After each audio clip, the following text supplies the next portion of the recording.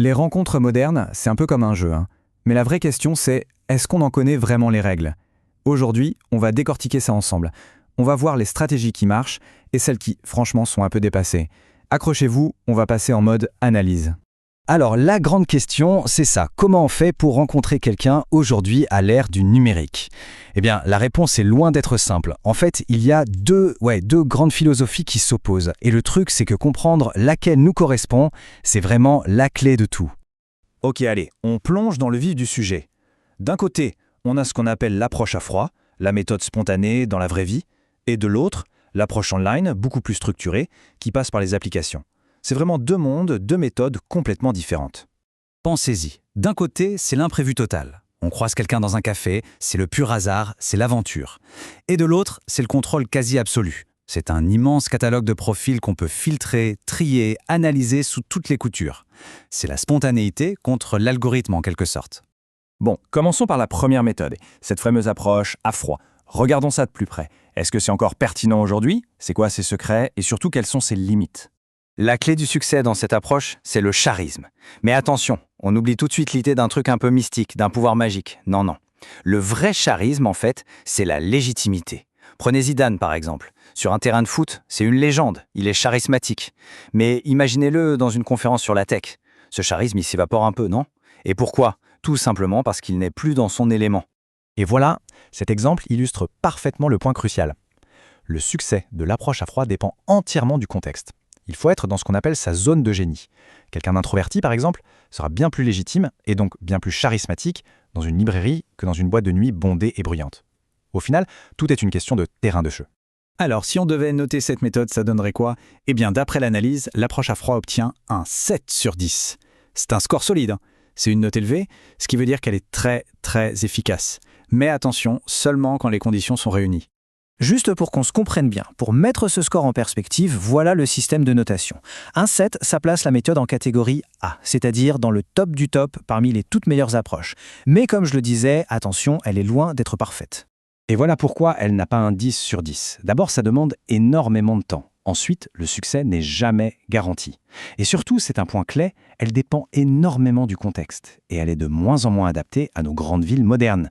On ne vit plus dans des petits villages où tout le monde se connaît. C'est cette inefficacité logistique qui a ouvert la porte à une toute autre solution. Et cette solution, bien sûr, c'est l'arène numérique. On passe maintenant aux applications. Elles sont vraiment apparues comme une réponse directe au problème de l'approche traditionnelle. C'est une méthode qui semble taillée sur mesure pour le rythme de la vie urbaine. C'est un peu le grand paradoxe de notre époque, non? Dans les grandes villes, plus il y a de monde, plus il y a de célibataires. Et pourtant, plus c'est difficile de faire des rencontres spontanées.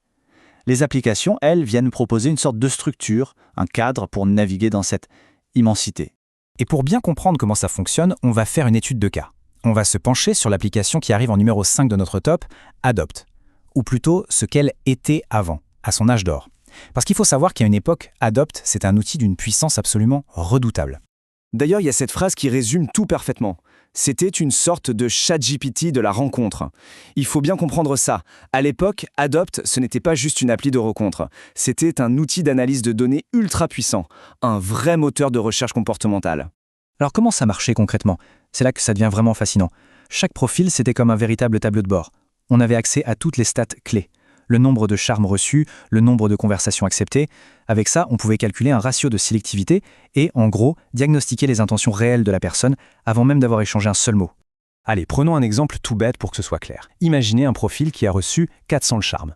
Sur ces 400, la personne n'accepte de discuter qu'avec 40 personnes. Le calcul est super simple, ça fait un taux de réussite théorique de 10%. Grâce à ça, on pouvait tout de suite voir si une personne était hyper sélective ou au contraire plus ouverte et bien sûr adapter sa propre stratégie en conséquence.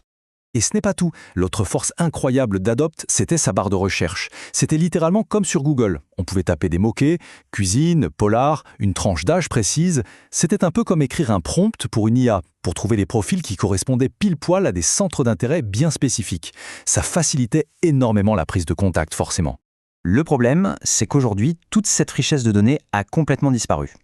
L'application a fait comme beaucoup d'autres, elle a suivi la mode du design épuré. C'est plus simple visuellement, c'est sûr, mais ils ont sacrifié au passage toute la profondeur analytique. L'outil de diagnostic a tout simplement laissé sa place à une interface beaucoup plus classique et beaucoup moins informative.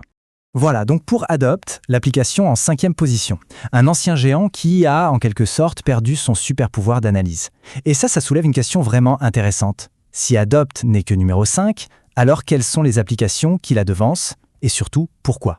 Quelle stratégie se cache derrière les places 4 et 3 de ce classement?